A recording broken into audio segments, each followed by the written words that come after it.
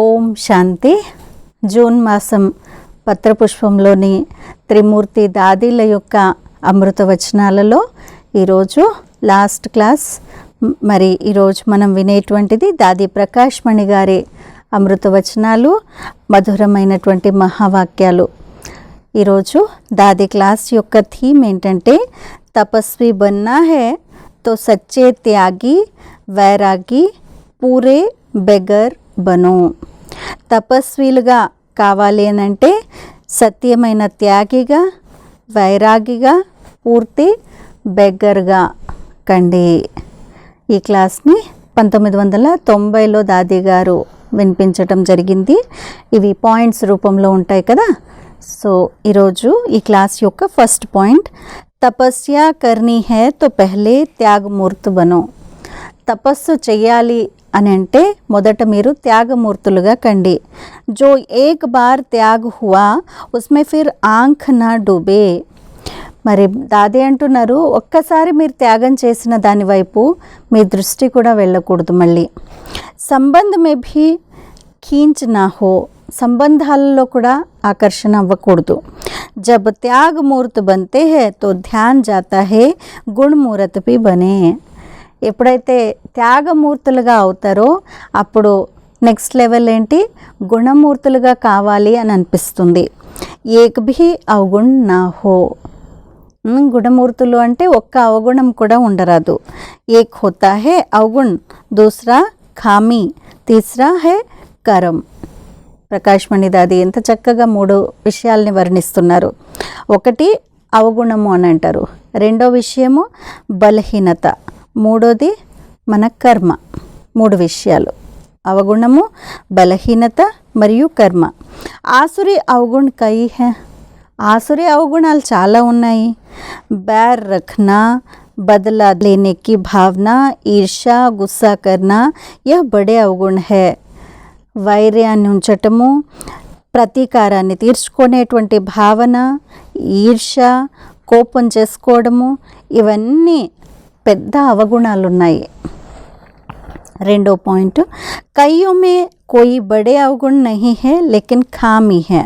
स्वचिंतन के बजाय पर चिंतन करना, अपने आप से ना उम्मीद हो जाना, किसी से दोस्ती, किसी से वैर रखना, यह सब मेरे खामियां है. అవగుణాలకు మరియు బలహీనతలకు తేడా ఎంత చక్కగా చెప్తున్నారు చూడండి. అవగుణాల్లో ఏం చెప్పారు దాది, వైరాన్ని ఉంచటము, ప్రతీకార భావన, ఈర్ష, కోపం చేసుకోవడము, ఇవన్నీ పెద్ద అవగుణాలు అన్నారు. ఇప్పుడు ఏమంటున్నారు, కొంతమందిలో చాలా పెద్ద అవగుణాలు ఉండవు కానీ వారి బలహీనతలు ఉంటాయి. బలహీనతలు అంటే ఏమి దాది అంటున్నారు, స్వచింతనకి బదులుగా పరిచింతన చేయటము, స్వయం పట్ల నిరాశావాదులుగా ఉండటము, కొంతమందితో సత్సంబంధాలను, స్నేహాన్ని ఉంచటము మరియు కొంతమందితో వైరభావన ఉంచటము, ఇవన్నీ నా యొక్క బలహీనతలు అని అంటాము. ఖామియా దేహి అభిమాని బన్నే నహీ దేతీ హై. ఈ బలహీనతలు స్వయాన్ని ఆత్మాభిమానిగా అవ్వనివ్వవు. క్యా కరూ, యహ్ మేరా స్వభావ్ హే, ముఝే ఖుషీ నహీ హోతీ హే, యహ్ ఖామీ హై అంటూ ఉంటారు. ఏం చెయ్యాలి, ఇది నా స్వభావమే, ఇలా నాకు సంతోషమే ఉండదు, ఇది నా బలహీనత అని అంటారు. అగర్ సుస్తీ హే, అల్బేలాపన్ హే తో యహ్ భీ ఖామీ హై. ఒకవేళ సోమరితనము మరియు నిర్లక్ష్యం ఉన్నట్లయితే కూడా ఇది కూడా బలహీనతనే. జబ్ చాహే ఖాయే సోయే ఉఠే యహ్ ఖామీ హై. ఎప్పుడు అనిపిస్తే అప్పుడు పడుకోవడము, ఎప్పుడు అనిపిస్తే అప్పుడు లేవటము, ఎప్పుడు కావాలంటే అప్పుడు తినడము, ఇది కూడా బలహీనతే. యది ఐసీ ఖామియా రహ్ జాయేగి తో తపస్య कैसे होगा. మరి దాది అంటున్నారు, మరి ఒకవేళ ఇలాంటి బలహీనతలు నిలిచిపోయినట్లయితే తపస్సు ఎలా చేయగలుగుతారు. ఇప్పుడు 3వ పాయింట్, బాబా कहते हैं खामियों को निकालना है तो अंतर्मुखी बनो. ఇప్పటిదాకా బలహీనతలు అంటే ఏంటి అనేది వర్ణించారు. ఎన్ని బలహీనతలు చెప్పారు కదా, ఇవన్నీ బలహీనతలు. మరి బాబా ఏమంటారు, బలహీనతలను తొలగించాలి అంటే అంతర్ముఖులవ్వండి అని అంటారు. पहले अंतर्मुखता का गुण धारण करो तो अवगुण खत्म हो जाएगा. మొదట మీరు అంతర్ముఖత యొక్క గుణాన్ని ధారణ చేసినట్లయితే అవగుణాలు సమాప్తమైపోతాయి. కోయి భీ ఖామీ అందర్ రహ్ నా జాయే, లోపల ఎలాంటి అవగుణము ఉండిపోరాదు. इधर की बात उधर करना, उधर की बात इधर करना, छोटी बात को लंबी करना, लंबी बात है उसे स्पष्ट ना करना, यह सब खामियां है. మరి దాది అంటున్నారు ఎలాంటి బలహీనత లోపల ఉండకూడదు. మరి బలహీనతలు అంటే ఏవేవి? ఇక్కడ విషయాలు అక్కడ చెప్పడము, అక్కడ విషయాలు ఇక్కడ చెప్పడము, చిన్న విషయాన్ని చాలా పెద్దగా చేయడము, పెద్ద విషయాన్ని చక్కగా స్పష్టం చేయలేకపోవడము, ఇవన్నీ కూడా బలహీనతలే. పూరి మహసూస్తా నా హోనా భీ కామీ హై. అంటే మనం తప్పు చేసాం, పొరపాటు చేసాము, దాని యొక్క అనుభవము లేదు, దాని యొక్క రియలైజేషన్ కూడా కాకపోవడము, నేను చేశాను అనేటువంటిది కూడా రియలైజ్ కాకపోవడం కూడా, ఇది కూడా చాలా పెద్ద బలహీనతే. ఖామీ అర్థాత్ ఖరాబీ, బలహీనత అంటే చెడు. దాల్ మే కుచ్ కాలా హై, తప్పకుండా ఎక్కడో ఒక చోట ఏదో తప్పు చేశారు. తో అందర్ చెక్ కర్కే అప్నే ఆప్కో సాఫ్ స్వచ్ఛ బనానా హై. కాబట్టి చక్కగా లోపల చెక్ చేసుకొని, లోపల చూసుకొని స్వయాన్ని స్వచ్ఛంగా మరియు చక్కగా తయారు చేసుకోవాలి. ఖామియా మర్యాదకు పాలన కర్నే నహీ దేతి. మరి ఈ బలహీనతలు బాబా యొక్క మర్యాదలపైన నడవనివ్వవు, పాలన చేయనివ్వవు. 4వ పాయింట్, జ్ఞాన్ మార్గ్ మే ఆనే సే పతా చల్తా హై కి హమారే మే కిత్నీ ఖామియా హై. జ్ఞాన మార్గంలోకి వచ్చిన తర్వాత మనకు తెలుస్తుంది నా లోపల ఎన్ని బలహీనతలు ఉన్నాయని. ज्ञान का अभिमान, सेवा का अभिमान आने से अपना खामियां दिखाई नहीं पड़ती है. ఎప్పుడైతే జ్ఞానం యొక్క అభిమానం కానీ సేవ యొక్క అభిమానం కానీ వచ్చినట్లయితే దాది అంటున్నారు మన యొక్క బలహీనతలు మనకి కనిపించవు. देही अभिमानी स्थिति से बाबा की याद से सूक्ष्म चेक करने से पता चलता है कि मेरे में क्या क्या खामी है. మరి బలహీనతలు ఫస్ట్ ఎప్పుడు కనిపిస్తాయి? చేంజ్ చేసుకోవాలి అని అంటే ఫస్ట్ కనిపించాలి కదా. ఎప్పుడు కనిపిస్తాయి? దాది అంటున్నారు దేహి అభిమాని స్థితితో, బాబా యొక్క స్మృతితో, సూక్ష్మమైన చెకింగ్ చేసుకోవడంతో మనకు తెలుస్తుంది నాలో ఏ ఏ బలహీనతలు ఉన్నాయి అని. किसी किसी में अवगुण व खामी नहीं होती, लेकिन थोड़ी खामी हो सकती है.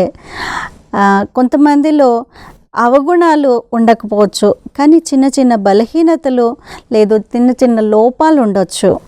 घबराहट होना यह भी कमी है. మరి గాబరా పడటం ఇది కూడా లోపమే. बाबा ने पहले क्यों नहीं बताया कि तुम्हें तपस्या करना है. हम तो गृहस्थी है, काम धंधे वाले हैं, ऐसे संकल्प उठाना यह भी खामी है. దాది అంటున్నారు బాబా మొదట మాకు ఎందుకని తపస్సు చేయాలని చెప్పలేదు. మేమైతే గృహస్థీలమున్నాము, పని పాటలు చేసేటువంటి వాళ్ళమున్నాము. ఇలాంటి సంకల్పాలను తీసుకురావడం కూడా బలహీనతే, ఇది కూడా లోపమే అంటున్నారు. अब बाबा का ऑर्डर मिला है तपस्या करनी है, अब नहीं करेंगे तो कब करेंगे. మొదట ఎందుకు చెప్పలేదు బాబా తపస్సు చేయమని అని అనుకోవడం కూడా ఇది కూడా పొరపాటే, ఇది కూడా లోపమే. కాబట్టి దాది అంటున్నారు ఇప్పుడు ఆర్డర్ దొరికింది తపస్సు చేయమని, కాబట్టి ఇప్పుడు చెయ్యాలి, ఇప్పుడు చేయకపోతే ఇంకెప్పుడు చేస్తారు. కల్ప కల్ప్కి బాజీ హే, ఇది కల్పకల్పం యొక్క ఆట ఇలా తయారైంది. ऐसा ना हो कि धर्मराज के सामने పశ్చాత్తాప करना पड़े. మరి ధర్మరాజు ముందు పశ్చాత్తాప పడే విధంగా మనం ఉండకూడదు. कयामत के पहले बाबा से शक्ति, शांति, सुख, पवित्रता का वर्षा लेकर हमें शांति फैलानी है. వినాశ సమయానికి ముందే బాబాతో శాంతి, సుఖము, పవిత్రత యొక్క ఆస్తిని తీసుకొని మనము శాంతిని వ్యాపింపచేయాలి. जिसमें कोई भी खामी होगी वो शांति नहीं फैला सकते. ఎవరిలో అయితే ఏదైనా బలహీనత ఉంది అని అనుకోండి, అప్పుడు వారు ఏ విధమైనటువంటి శాంతిని కూడా వ్యాపింప చేయలేరు. నెక్స్ట్ ఇప్పుడు 5వ పాయింట్, हमें सदा ध्यान रखना है कि हम ऐसा कोई कर्म नहीं करें, ऐसी कोई कमी ना हो जो वातावरण अशांत हो जाए. దాది అంటున్నారు, మనకి మనపైన చాలా అటెన్షన్ ఉండాలి. ఏమని? నేను ఇలాంటి కర్మను ఎప్పుడూ చేయకూడదు. ఎలాంటి కర్మ? నా యొక్క ఏ బలహీనత వాతావరణాన్ని అశాంతిగా చేసేటువంటి విధంగా ఉండకూడదు. దీనిపైన చాలా అటెన్షన్ ఉండాలి. విశ్వకో ఆజ్ శాంతికి జరూరత్ హై. విశ్వానికి రోజు శాంతి యొక్క అవసరం ఉంది. विश्व में शांति फैलाने वालों में ही अगर कमी होगी तो यह काम कौन करेगा. ఎంత చక్కగా చెప్తున్నారు చూడండి దాది. విశ్వంలో శాంతిని వ్యాప్తి చేసేటువంటి వారిలోనే ఒకవేళ లోపం ఉందనుకోండి, మరి పని ఇంకెవరు చేస్తారు? విశ్వశాంతి స్థాపించే పని ఎవరు చేస్తారు? अब विश्व की ऐसी हालत देख रहे हैं तो अभी तपस्या नहीं करेंगे तो कब करेंगे. ఎప్పుడో దాది చెప్పినటువంటి క్లాస్ కానీ ఎంత చక్కగా ఈ రోజుటికి కూడా అప్రోప్రియేట్. దాది అంటున్నారు, ఇప్పుడు విశ్వంలో పరిస్థితులను మీరు చూస్తూ ఉన్నారు ఏ విధంగా ఉంది అని. మరి ఇప్పుడు తపస్సు చేయకపోతే ఇంకెప్పుడు చేస్తారు? अब माया के तूफानों से फ्री होकर संकल्प विकल्प से भी मुक्त होकर तपस्या करो. కాబట్టి ఇప్పుడు మాయ యొక్క తుఫాన్ల నుండి ఫ్రీగా అయ్యి సంకల్ప వికల్పాల నుండి కూడా ముక్తులుగా అయ్యి తపస్సు చేయండి. सर्वगुण सब कलाएं भरने के लिए अवगुण खामी व कमी को समाप्त करो. సర్వ గుణాలు మరియు సర్వ కళలను నింపుకోవాలి అని అంటే అవగుణాలు మరియు బలహీనతలు లోపాలని వీటన్నిటిని సమాప్తి చేయండి. ఇప్పుడు 6వ పాయింట్, ब्रह्मा माँ ने बड़े प्यार से हमें उठाया है. బ్రహ్మ తల్లి మనల్ని చాలా ప్రేమగా పైకి లేపారు. हमें गंदे कूड़े कचड़े में पड़े थे, हमको अपना बनाया है. మనము చెడులో వికారాల్లో మురికిలో చెత్తలో పడి ఉండేటువంటి వారము. అలాంటి వారిని బ్రహ్మ తల్లి పైకి లేపింది, తన వారిగా చేసుకున్నారు. నా జాత్ దేఖి నా గరీబీ దేఖి तरस माँ को पड़ता है.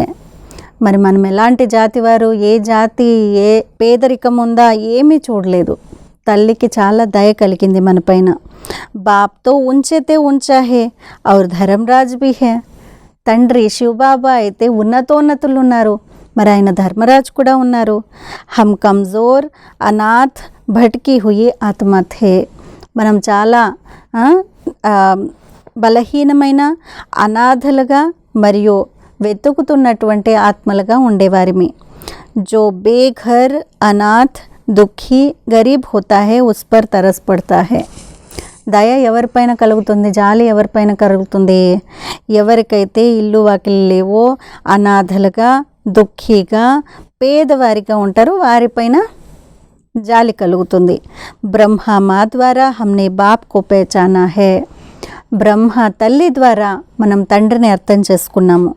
జబ్ బాబాకే బంతే హే తో దేహ అభిమాన్ గరీబీ సాహుకారి సబ్ సే छूट जाते हैं. దాదే అంటున్నారు, ఎప్పుడైతే మనం బాబా వారిగా అయ్యామో అప్పుడు దేహాభిమానము, పేదరికము లేదు షావుకారత్వము వీటన్నిటి నుండి బయటకు వచ్చేస్తాం. ఈ అన్ని విషయాల నుండి మనం బయటకు వస్తాం. బ్రహ్మ మాకే బచ్చే బన్నే సే దేహ సంబంధ సబ్ భూల్ జాతా హై. బ్రహ్మ తల్లి పిల్లలుగా అయిన తర్వాత దేహ సంబంధాలన్నీ మర్చిపోతాము. పహలే జబ్ ఆత్మ కా జ్ఞాన్ మిలా తో దేహ సంబంధ్ సబ్సే డిటాచ్ హో గయే. మొట్టమొదట ఎప్పుడైతే ఆత్మజ్ఞానం లభిస్తుందో అప్పుడు దేహం యొక్క సంబంధాలన్నిటి నుండి మనము అతీతంగా అయిపోతాము. ఫిర్ అందర్ సే ఆతా యహ్ దేహ సంబంధ్ హమారే నహీ హై.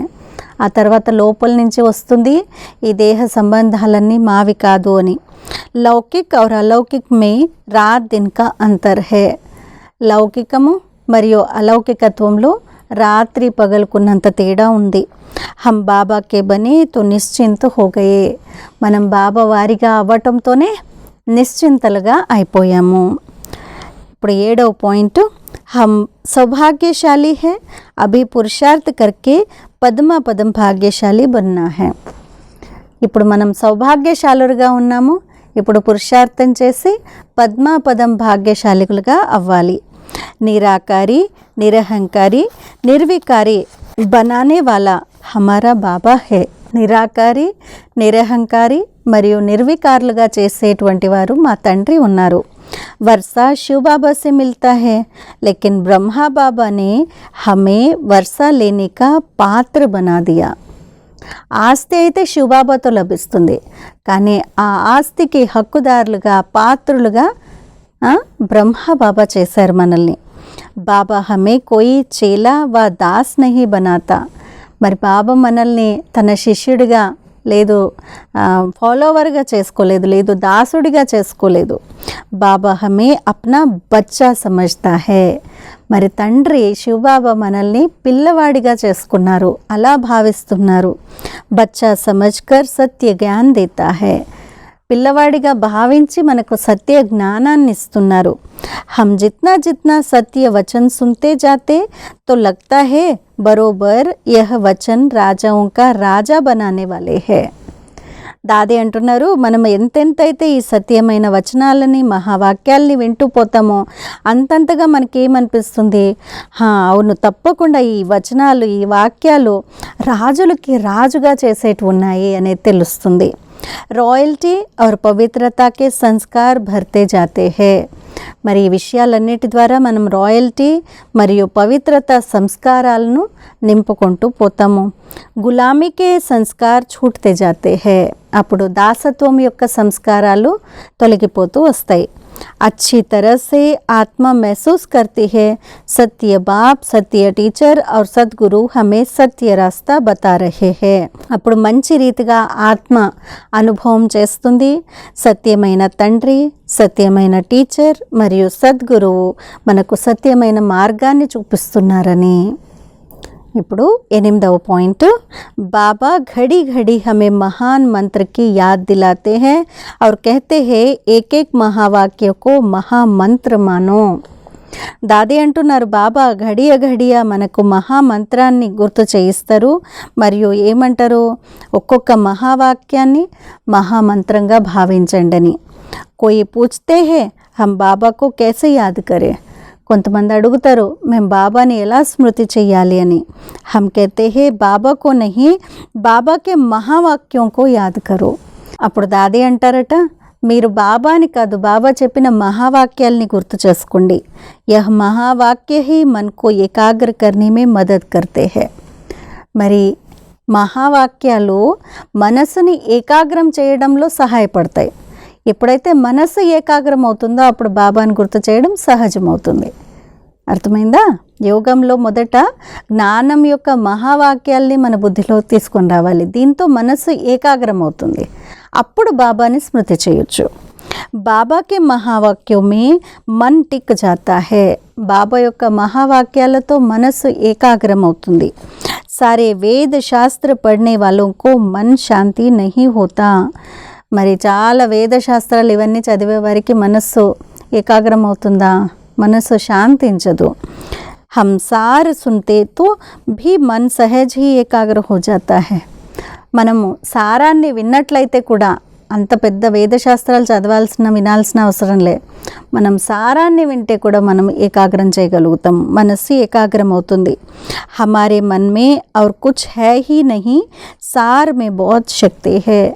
మన మనసులో ఇంకేమీ లేనే లేదు, సారంలో చాలా శక్తి ఉంది. बाबा की शिक्षा ये हमको स्वरूप बनने के लिए प्रेरित करती है. బాబా యొక్క శిక్షణలు మనల్ని స్వరూపంలో కావటంలో ప్రేరేపిస్తాయి. और शक्ति मिलती है, శక్తి కూడా లభిస్తుంది.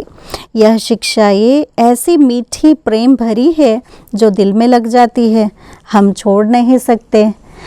దాది అంటున్నారు, ఈ శిక్షణలు ఎంత మధురమైనటువంటి ప్రేమతో నిండినటువంటివంటే ఇవి హత్తుకుపోతాయి హృదయానికి, మనం వదిలిపెట్టలేము ఈ మధురమైన ప్రియమైన శిక్షణలు. దిల్ చాతా హే సారా దిన్ బాబా కే శిక్షాओं की మాలా ఫేర్తే రహే. మరి మనస్సు కనిపిస్తుంది పూర్తి రోజంతా బాబా యొక్క శిక్షణల యొక్క మాలను తిప్పుతూ ఉండాలి అని. बुद्धि में अगर ज्ञान रतन नहीं होंगे तो खाली खाली लगेगा, भरपूर नहीं लगेगा, खुशी नहीं होगी. బుద్ధిలో ఒకవేళ జ్ఞాన రత్నాలు లేవనుకోండి, అప్పుడు లోపల ఖాళీ ఖాళీగా అనిపిస్తుంది, నిండుగా ఉండదు, సంతోషం కూడా కలగదు. ఖుషీ మే నాచెంగే తో హల్కా హోగే, హల్కే హోంగే తో నాచెంగే. సంతోషంలో మనము నాట్యం చేస్తున్నట్లయితే తేలిగ్గా ఉండగలుగుతాము, తేలిగ్గా ఉంటేనే నాట్యం చేయగలుగుతారు. వ్యక్త భావ్ చూట్ జాయేగా. తేలికగా ఉండటము అంటే వ్యక్త భావం అంటే సాకార భావం తొలగిపోతుంది. అవ్యక్త స్థితిగా అనుభవ హోగా. అప్పుడు అవ్యక్త స్థితి యొక్క అనుభూతి కలుగుతుంది. ఉడ్తీ కళ హోతీ జాయేగి. అప్పుడు ఎగిరే కళ జరుగుతూ ఉంటుంది. ఉడ్తీ కళ మే జానే కే లియే జ్ఞాన్ రత్నం సే ఖేలో. ఉన్నతమైన కళలో, ఎగిరే కళలో వెళ్ళాలి అని అంటే జ్ఞాన రత్నాలతో ఆడుకుంటూ ఉండండి. ఇప్పుడు 10వ పాయింట్, అభి హమ్ బెగ్గర్ సే ప్రిన్స్ బన్ రహే హే, ఇస్ నషే మే రహో. ఇప్పుడు మేము బెగ్గర్ నుండి, ఏమీ లేనటువంటి వారి నుండి ప్రిన్స్గా, యువరాజుగా తయారవుతున్నాము, ఈ నషలో ఉండండి. బెగ్గర్ అర్థాత్ జో ఫ్రీ హై, జిస్కి కహా భీ ఇచ్ఛా మమతా నహీ హై. బెగ్గర్ అని అంటే అర్థం ఏంటి? ఎవరైతే ఫ్రీగా ఉన్నారో అంటే వారికి ఎలాంటి ఇచ్ఛ అంటే కోరిక కానీ మమత్వం కానీ లేదో వారే బెగ్గర్. బాబా నే హమే బెగ్గర్ బనాయా హీ హై ఖుషీ మే నాచనే కే లియే. బాబా మనల్ని బెగ్గర్గా ఎందుకు చేశారు? సంతోషంగా నాట్యం చేయటానికే బాబా మనల్ని బెగ్గర్గా తయారు చేశారు. బాబా कहते हैं फ़कीरानो साहेब लंगदा प्यारा, साहेब को फ़कीर प्यारे लगते हैं, इसलिए सच्चे दिल से फ़कीर बन जाओ. ఇది సింధీలో ఒక సామెత అన్నమాట. ఎవరైతే ఫకీర్లుగా ఉంటారో అలాంటి వారు సాహెబ్ అంటే పరమాత్మకు ప్రియంగా అనిపిస్తారు. కాబట్టి సత్యమైన హృదయంతో మీరు ఫకీర్గా అయిపోండి, అంటే బెగ్గర్గా అయిపోండి. ఏమీ లేనటువంటి వారు అన్ని విషయాల నుండి ఫ్రీగా ముక్తులుగా అయిపోండి. ఫకీర్ అర్థాత్ సింపుల్ సచ్చే. ఫకీర్లు అని అంటే సదా అన్ని విషయాల్లో సింపుల్గా మరియు సత్యంగా ఉండేవారు. झूठ से वैराग्य हो. असत्यम నుండి వైరాగ్యం కలగాలి. उसका त्याग हो तब तपस्वी बन सकेंगे. ఎప్పుడైతే అసత్యంతో వైరాగ్యం ఉంటుందో, ఆ అసత్యాన్ని త్యాగం చేస్తారో అప్పుడే మీరు తపస్వీలుగా కాగలుగుతారు. కాబట్టి దాది అన్నట్టు ఈరోజు ఎన్నో విషయాల్ని మనము ఈ 10 పాయింట్లలో నేర్చుకున్నాము. తపస్విగా కావాలి అంటే సత్యమైన త్యాగము, వైరాగ్యము మరియు పూర్తి బెగ్గర్గా తయారవ్వండి అని దాది గారు చెప్పారు. ఈ వారమంతా ఈ అన్ని విషయాలపైన మరొకసారి ఈ క్లాస్ని వింటూ ఈ 10 పాయింట్లని అట్లీస్ట్ రోజుకి ఒక్కొక్క పాయింట్ని, 2 పాయింట్లని మనం గుర్తు చేసుకున్నా కానీ మన జీవితంలో ఎన్నో మార్పులను తీసుకొని రాగలుగుతాము. అచ్చా, ఓం శాంతి.